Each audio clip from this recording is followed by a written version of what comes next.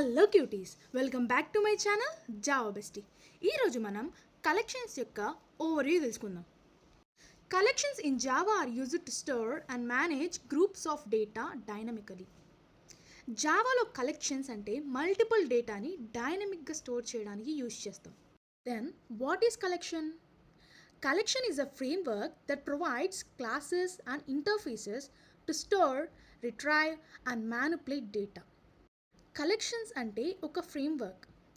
ఇది మనకి డేటాని స్టోర్, రిట్రైవ్ మరియు మ్యానిపులేట్ చేయడానికి క్లాసెస్ అండ్ ఇంటర్ఫేసెస్ని ఇస్తుంది. అసలు మనకు ఈ కలెక్షన్స్ ఎందుకు? నార్మల్గా అరే సైజ్ ఫిక్స్డ్గా ఉంటుంది, కానీ కలెక్షన్స్లో సైజ్ డైనమిక్గా ఐదర్ ఇంక్రీజ్ అయినా అవ్వచ్చు లేదా డిక్రీజ్ అయినా అవ్వచ్చు. There are different types of interfaces in collections. They are list, set and map.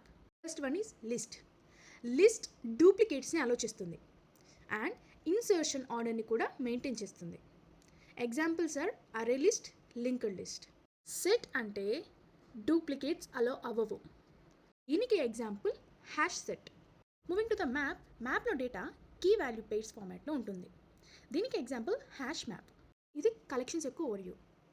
Next వీడియోస్లో మనం కలెక్షన్స్లో ఉన్న ఇంటర్ఫేసెస్ని ఒక్కొక్కటిగా చూద్దాం. Okay, thank you. Do like, share and follow to Java Bestie. మళ్ళీ రేపు వీడియోలోకి వద్దాం. Until then, bye bye.